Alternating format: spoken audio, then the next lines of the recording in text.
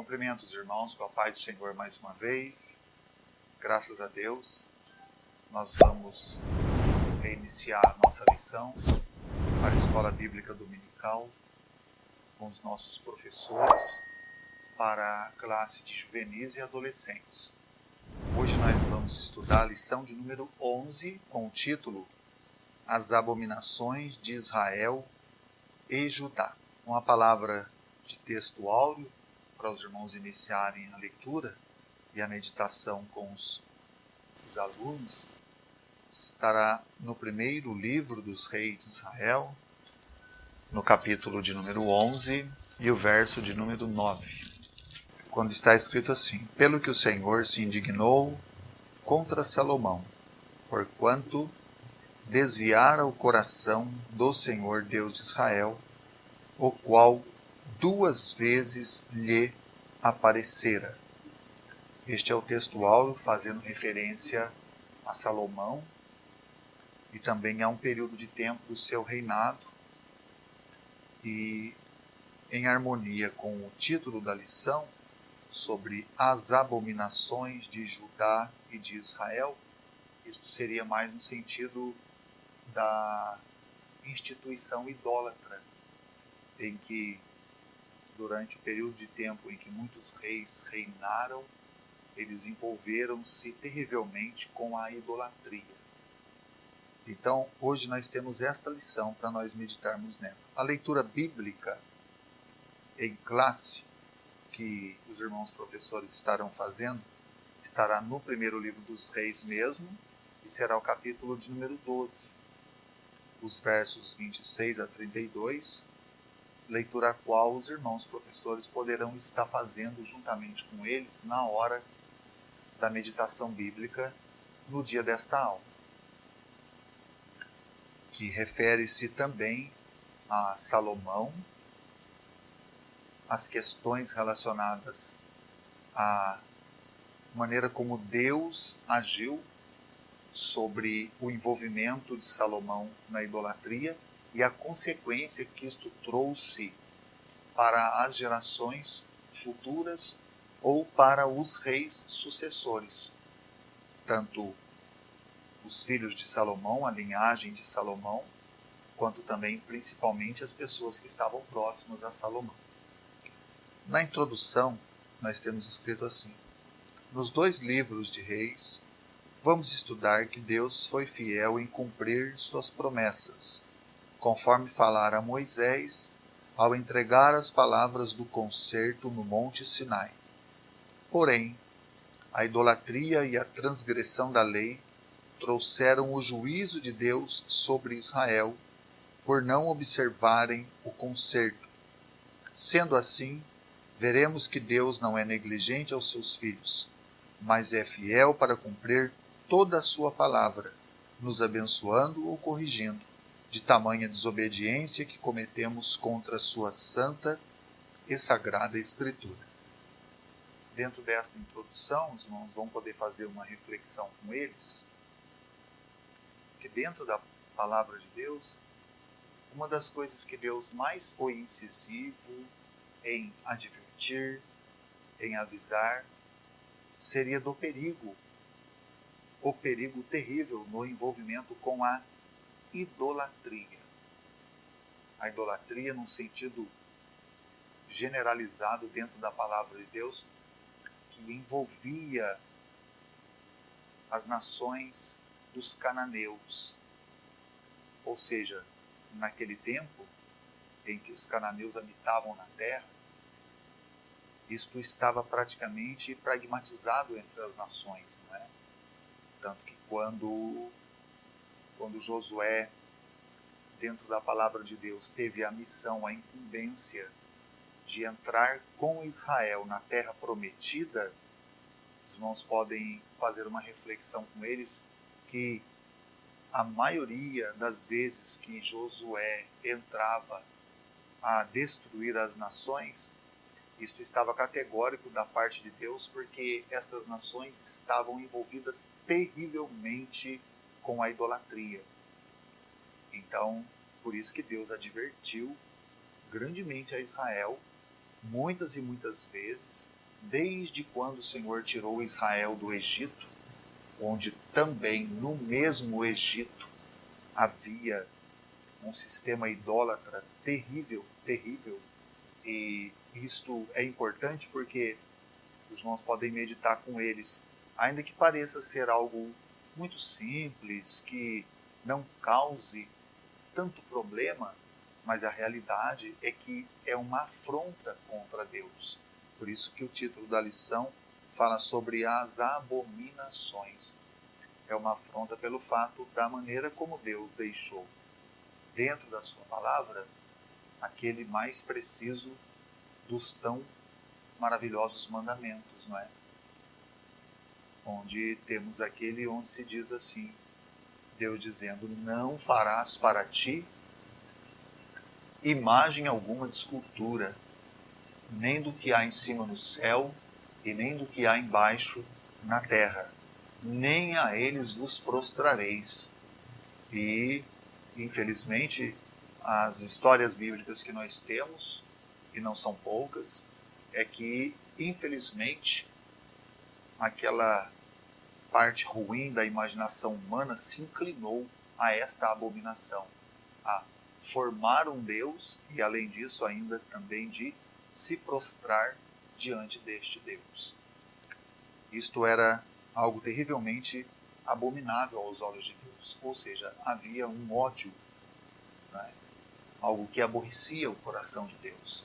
Lá mesmo no Êxodo, os irmãos podem fazer lembrança quanto isso trouxe indignação no coração de Moisés, porque descendo ele do Sinai e vendo que o povo incitou a Arão a fazer o bezerro de ouro, quando na verdade, aí nisso os irmãos já podem pegar uma história, um fato bíblico para refletir a respeito desta lição, que assim Arão foi instigado a fazer, porque durante o longo período de tempo que Israel esteve no Egito, estes muitos deuses que existiam lá, Israel, ainda que não envolvendo-se com eles de maneira direta, mas de forma indireta, havia algo no coração do povo. Isso que é algo gravíssimo, que tem coisas dentro da palavra de Deus que elas estão um pouco ocultas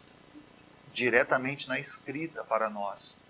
Mas através das ações, das atitudes das pessoas, nota-se que um pecado que está secreto acaba sendo revelado categoricamente através das ações.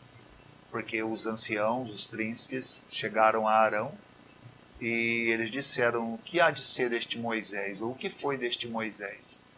Porque já há 40 dias e 40 noites Moisés estava no Sinai falando com Deus, recebendo instruções, mandamentos. E eles deram Moisés por morto, por alguém que não existia mais. Então instigaram a Arão a fazer um Deus de todos os nichos de metal que os israelitas depositaram nos pés de Arão, para que ele fizesse um Deus e para que aquele Deus, ou o bezerro, que na verdade era um Deus egípcio, ele fosse o que representasse a presença de Deus no meio deles. Então, isso que os irmãos professores podem refletir. Por que há no coração e na mente de Deus um ódio a respeito das questões relacionadas à idolatria? Porque as pessoas querem fazer com que Deus seja de alguma maneira representado de forma visível. Nisto está a gravidade da imaginação dos seres humanos. Se os irmãos puderem meditar junto com eles, e isto é um ponto muito sério, muito forte de se falar, é a questão relacionada à imaginação. Isso é algo imaginário, o homem imagina, não é? É algo imaginário. A imaginação do ser humano vai longe, e esta é a razão por que em todas as nações, consequentemente, houve o estabelecimento ou a instituição de deuses e, consequentemente, a instituição de religiões através destes deuses. Isso são coisas que estão até os dias de hoje. Porque assim os irmãos podem meditar com eles. sempre existiu na vida humana uma necessidade da alma. E esta necessidade da alma só pode ser suprida, só pode ser saciada, só pode ser resolvida através de um ato da misericórdia de Deus. Mas os atos mais imaginários da mente humana para trazer um alívio à alma ou trazer uma solução para esta sede ou fome da alma, aí entrou o sistema idólatra, onde os homens com as próprias mãos faziam deuses e reverenciavam estes deuses, entendendo psicologicamente ou emocionalmente que haveriam de receber paz, tranquilidade. E isso é mentira. Isto é algo que não é uma verdade, é uma mentira, não é uma operação ou uma aprovação de Deus. Isto ao longo de todos os séculos, isto sempre aconteceu. E até os dias de hoje, entre nós, isto ainda acontece. A palavra de Deus ela é categórica e assim os irmãos podem meditar com eles. O nosso Deus é um Deus invisível, mas real. A palavra diz que Deus nunca foi visto por alguém. Quando se fala assim, existe um significado. Por que o sentido assim? Deus nunca foi visto por alguém. Seria no sentido de que ninguém pudesse nem imaginar, nem menos imaginar qual é a formosura de Deus, o seu semblante, as características visuais, se assim pudesse se dizer, das formas do rosto de Deus, a sua aparência, para que então o homem pudesse, através de ver a aparência de Deus, ele estabelecer alguma imagem que pudesse dizer, este é Deus. Isto nunca foi possível, por isso que ao longo de toda a história bíblica, todos os fatos, todos os relatos, a palavra de Deus é muito séria quando ela diz que o único que viu a Deus foi Jesus. Isso está escrito no Evangelho de João. Somente Jesus viu a Deus, o Pai, e os anjos que o assistem nos céus. Então os irmãos observem bem. São pontos interessantes, né, de se falar. Até mesmo o relato com Moisés, quando Moisés quis ver, né, quando Moisés quis contemplar. Mesmo ainda a expressão bíblica que se diz que Moisés falava com Deus face a face, isso significa que Deus era presente diante de Moisés, que Deus revelava-se notoriamente diante de Moisés, realizando prodígios, milagres diante de Moisés, como a sarça ardendo, ou como a própria mão de Moisés colocada no seu peito e saindo leprosa.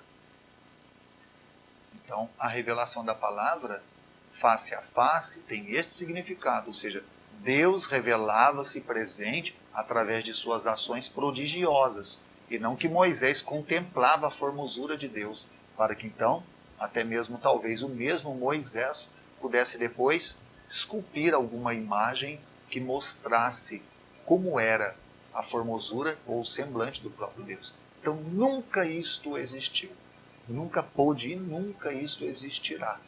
Deus mesmo assim determinou, porque todos os que podem contemplar a Deus o contemplam pela fé. E fé vai muito além da simples imaginação, ou da razão, ou do raciocínio, ou da imaginação humana. Ao longo de todos os séculos, irmãos, podem meditar com eles. Devido a esta sede da alma no ser humano, muitas imaginações acometeram a raça humana, ao ponto que para eles tentarem encontrar um alívio, como eu disse, desta sede espiritual, eles instituíram deuses, através da madeira, da pedra, através de outros materiais, e assim fizeram muitos e muitos deuses. Então, por isso que a palavra diz aqui na lição 11 que para Deus isto era abominação, porque justamente um povo que foi ensinado a amar a Deus e a servir a Deus pela fé, ou seja, crer na existência e na realidade e na presença de um Deus invisível. Um Deus que nunca se mostrou visível, mas que é vivo e real.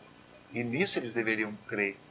Assim eles deveriam acreditar que Deus traria para eles sempre quando eles precisassem socorro, refúgio, direção, provisão.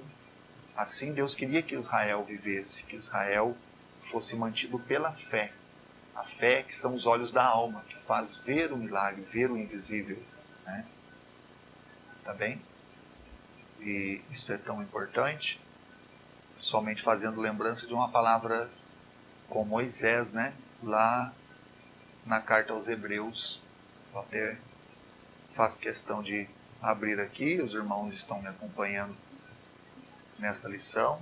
Está em Hebreus, uma palavra dita de Moisés, quando diz assim, lá no capítulo 11 da carta aos Hebreus, no verso de número 27, dizendo assim: pela fé Moisés deixou o Egito, não temendo a ira do rei, porque ficou firme como vendo o invisível. Então está aqui. Tudo que aconteceu a Moisés foi um ato de fé. Ele deixou o Egito, ele escolheu ser maltratado com o povo de Deus, do que por um pouco de tempo ter o gozo do pecado, porque tinha em vista uma recompensa. E para ele alcançar esta recompensa, ele ficou firme como vendo o invisível. Então é assim. Tudo que é de Deus, a sua própria pessoa, suas promessas, suas revelações, a sua palavra, tudo isto, não é? Todas as promessas contidas nela, elas são neste sentido, no sentido de tomar posse pela fé. Então, com o caso de Israel, que é a lição de número 11, por isso que o Senhor se indignou grandemente contra muitos que eram parte do seu povo, principalmente os reis, começando aqui Salomão. Os irmãos podem meditar, veja que Salomão, ele começou bem e num certo tempo da sua vida esteve muito mal, porque envolvendo-se com mulheres estrangeiras, mulheres de outras nações, nações as quais esta que eu estou mencionando aos irmãos professores e professoras, estas nações adoravam a deuses, deuses de pedra, deuses de madeira, deuses criados pela imaginação humana para tentarem através disso saciar a sede de sua alma.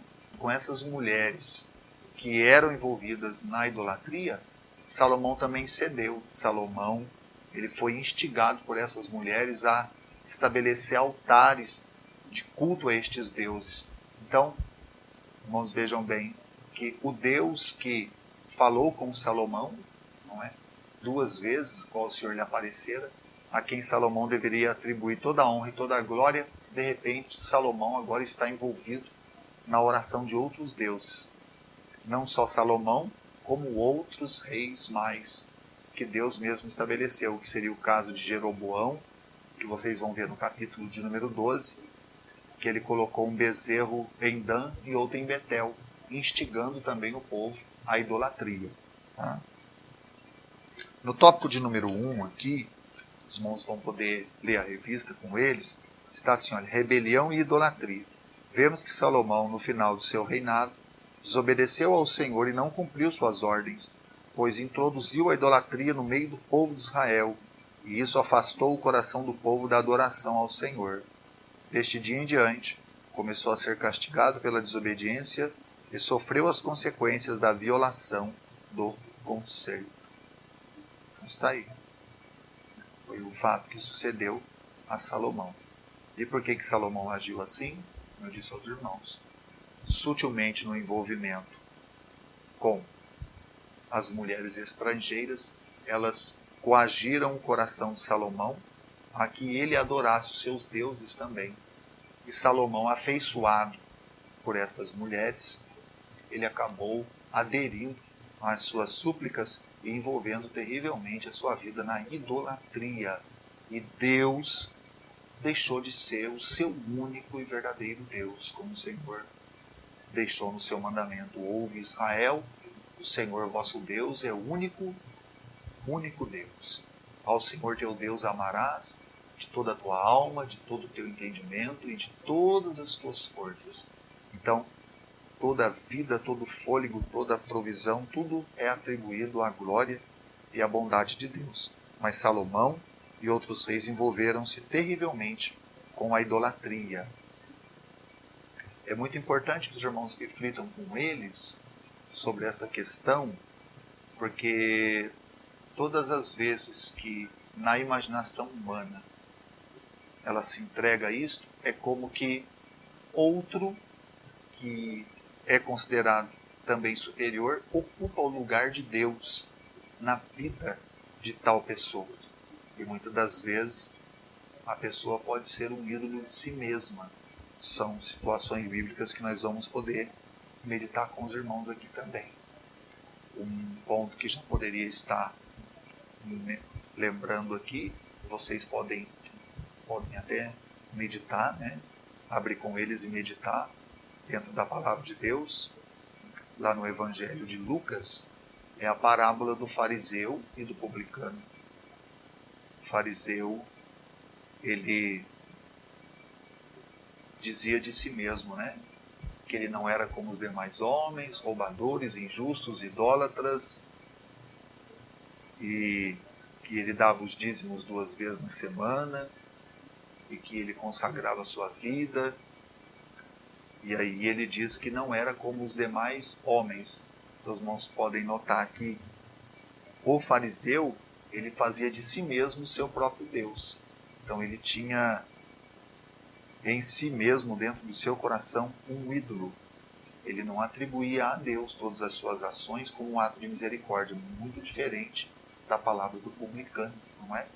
Porque o publicano, a palavra diz que ele apenas batia no peito e pedia ao Senhor que o perdoasse, pois ele era pecador, e suplicava ao Senhor: tem misericórdia de mim, pecador. No tópico de número 2, aí os irmãos vão ler com eles também, que ainda que sucedendo estes fatos, nós temos alguns exemplos de homens que levantaram-se e tinham em seus corações o entendimento de que Deus era o único Deus. Os 2 mencionados aqui é Ezequias e Josias.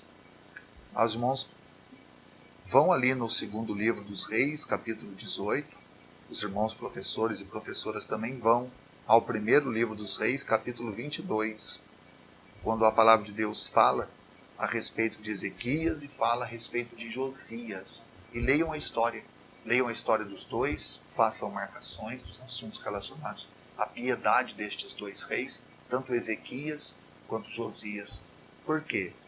Porque fizeram o que não se vê em outros reis terem feito assim. Eles terem apartado do coração do povo a idolatria. E muito melhor do que isso, destruindo o sistema idólatra. Porque seria a melhor maneira de desarraigar isto do coração do povo. Isto é um assunto que os irmãos podem tratar com eles. Dentro de uma lembrança, que os irmãos podem estar também meditando com eles, embora não esteja aqui no conteúdo da revista, só para os irmãos lembrarem, os irmãos façam essa meditação com eles. É um ponto muito incisivo dentro da questão do perigo da instituição idólatra. É o desafio no Carmelo, com Elias e os profetas de Baal. Se nós voltarmos um pouquinho, o que nós vamos ver? Nós vamos ver que Acabe, não é? E é um rei que nós já estudamos, os irmãos se lembram. Os irmãos podem trazer a lembrança deles na classe novamente. Acabe, rei de Israel, as 10 tribos do norte, ele casou-se com Jezabel. Jezabel era sidônia, adorava deuses estranhos que a palavra de Deus fala categoricamente no livro das Crônicas, irmãos, não esqueçam disso, que a adoração era a demônios. Isso está escrito lá. Então, por isso que é muito séria essa questão da idolatria. Por trás da idolatria há demônios operando.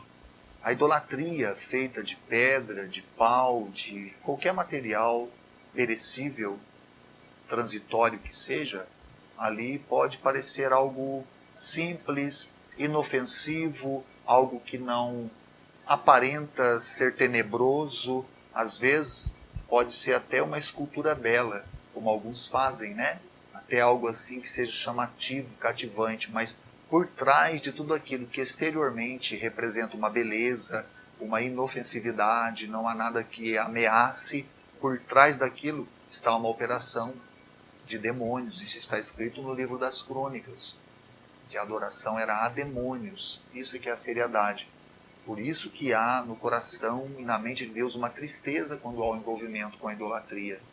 Porque substitui-se o amor sincero e devoto a Ele também ao outro. E isso é muito perigoso. Então, no tempo de Acabe, como eu ia dizendo para os irmãos, Jezabel, maligna, ela instituiu a religião oficial no território de Israel, a Baal. Baal é uma palavra que no plural significa Baalins, né?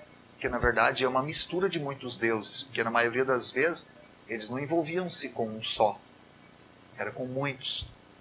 Eram muitos deuses, não era um apenas.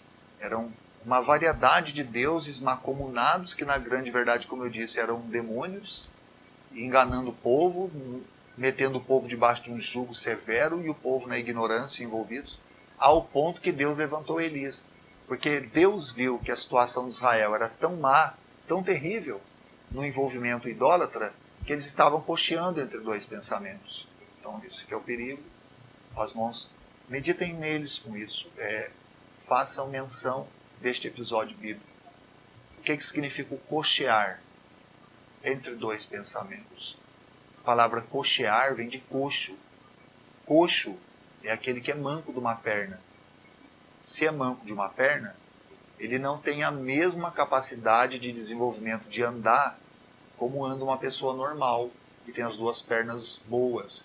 Então, qual seria o sentido espiritual da palavra? Cochear em dois pensamentos significa estar com o pensamento atrasado. Então, o que Deus revela na sua palavra? Que todos os que envolvem-se com alguma coisa de origem idólatra começam a ter a sua mente e o seu coração atrasados. E vão ficando cada vez mais para trás. Então, quando Elias conclama eles, até quando cocheareis entre dois pensamentos? Significa, vocês estão atrasados no passo, quando poderiam estar muito além, muito avante, tendo apenas a Deus como o único Deus, como o Senhor das vossas vidas. Não é? Israel estava assim, pelo que naquele dia Elias os trouxe a um desafio no Carmelo e Deus deu vitória, porque ali estava em jogo o nome, a honra e a glória de Deus, e não dos deuses, que mantinha enganados a muitos, não é? Mantinha enganados, iludidos a muitos. Mas naquele dia, Deus pôs por terra todo o sistema idólatra. Todo o sistema idólatra. E não ficou esquecido na mente de Deus a maldade de Jezabel e de Acabe, pelo que os irmãos já viram a história, tempos mais tarde, eles são destruídos. Não é? Deus traz sobre eles grande vingança pelo mal que fizeram ao povo de Deus, conduzindo o povo à idolatria. Tá? No tópico 2, ainda no segundo parágrafo, eu peço aos irmãos que leiam, vejam bem, peguem a revista, olha, tópico 2, profanação do culto a Deus. No segundo parágrafo está escrito assim, ó, há vários ensinamentos bíblicos sobre falsas adorações a Deus. Uma delas está em Mateus 15, 7, 8, e Ezequiel fala alguma coisa, que é uma referência. Mas vemos também que o Senhor contempla o louvor e a adoração daqueles que se chegam a Ele. Deus nos ensinou em sua palavra que é Espírito, e importa que os que o adorem em Espírito e em verdade. Tudo que é ofertado ao Senhor deve estar santificado, e dele é impossível esconder algo. É o grave erro, embora saibamos disso, insistirmos em disfarçar que estamos adorando a Deus com gestos ou palavras pronunciadas em nossos lábios ou cantorais, como se fossem louvores, sem que partam do coração por inspiração do Espírito Santo. Devemos entender que isso se aplica a todos os atos em nossas vidas, pois desde o acordar até o deitar somos dele e vivemos para ele. Então, vamos olhar em Mateus capítulo de número 15, verso 7, Jesus trazendo uma palavra de advertência aos fariseus, aos religiosos da época, que eram idólatras de si mesmos. Aí Jesus diz assim, hipócritas, bem profetizou Isaías a vosso respeito, dizendo, este povo honra-me com os lábios, mas o seu coração está longe de mim, mas em vão me adoram, ensinando doutrinas e preceitos que são de homens. Está aí a palavra de Jesus repreendendo a atitude dos dos fariseus, que instigavam sempre o povo, não é? Ao guardar a lei, mas na grande verdade eles aprovavam-se a si mesmos. Eles traziam aprovação a si mesmos através de uma idolatria. Eles eram idólatras dentro de si mesmos. Por isso que Jesus trata isso como hipocrisia. E além disto, outras situações mais vão sendo faladas na palavra. Os irmãos podem fazer lembrança, embora mesmo não estando aqui na revista, podem meditar com eles, na vida e ministério de Paulo. Quantas vezes Paulo entrou por cidades e cidades, realizando a obra da evangelização, e ele se deparou com algo terrível, terrível, terrível no sistema idólatra. Houve uma ocasião que Paulo, chegando em Atenas, o seu espírito comoveu-se dentro de si, vendo a cidade tão entregue à idolatria. E ali Paulo, ele, aproveitando a oportunidade que Deus lhe deu, ele faz uma linda pregação, né? Faz uma bonita pregação diante dos gregos, diante das pessoas que estavam ali, dos gentios, falando com eles que tudo aquilo era abominável, era ilusão, era algo que era fruto da imaginação humana e que eles deveriam crer e viver para o Deus invisível, conforme a palavra que nós demos agora há pouco, quando Jesus, ali em Samaria, fala com a mulher samaritana. A hora vem, agora é, em que os verdadeiros adoradores adorarão ao Pai em espírito e em verdade. Porque até mesmo a mulher samaritana, envolvida na sua vida diária da religião, eles tinham instituído um sistema idólatra já de décadas, de séculos, que estava impregnado entre o povo samaritano, dizendo que era em um determinado monte que era o lugar onde se devia adorar a Deus. E então Jesus quebra toda esta ilusão e fala com a mulher samaritana, não é? A hora vem e agora é, em que os verdadeiros adoradores adorarão o Pai em espírito e em verdade. Depois, no tópico de número 3, nós temos assim: a santificação é a separação do povo de Deus das coisas profanas deste mundo, sendo nós inteiramente consagrados para servi-lo, porque Deus é santo, isto é, infinitamente separado e exaltado de sua criação. O caráter divino requer santidade daqueles que pertencem a Ele, e esta condição só é alcançada em Cristo Jesus, que verteu seu sangue na cruz do Calvário, nos purificando de todo pecado e nos justificando para vivermos uma vida em santidade. Quando temos a mente de Cristo, nossa vida torna-se pura e passamos a refletir o brilho de sua glória. Os irmãos têm aí alguns versos bíblicos como referência para meditar. Por isso, devemos ter o discernimento de servo de Deus, amá-lo sobre todas as coisas e abominar todo o pecado que existe neste mundo e em nosso meio, porque isso impede a atuação do Espírito Santo entre o povo de Deus. Amém, meus irmãos? Então, esta é a lição. Temos aí vários versos bíblicos dentro da revista para os irmãos meditarem nele. E um ponto incisivo que os irmãos podem deixar para estarem com eles é isto: tudo que ocupa o lugar de Deus na coração e na vida de alguém torna-se o ídolo deste alguém. Hoje nós falamos muito sobre a questão das imagens de escultura, sendo isso, não é, o único sistema ou instituição idólatra, porque são coisas muito antigas que vêm de muito e muito tempo. Mas na grande verdade não é só isto. Uma pessoa pode idolatrar a sua própria profissão, um pai pode idolatrar o filho, alguém pode idolatrar suas posses, alguém pode ter até em si mesmo uma altivez de espírito tão grande que torne-se ele mesmo o seu próprio ídolo. Então é uma coisa muito interessante estarmos sempre pensando, meditando e fazendo uso da palavra de Deus para ensinar que Deus deve ser soberano e deve ser o objeto de adoração principal da nossa vida, da nossa existência. Que assim Deus abençoe a vida dos irmãos. Amém.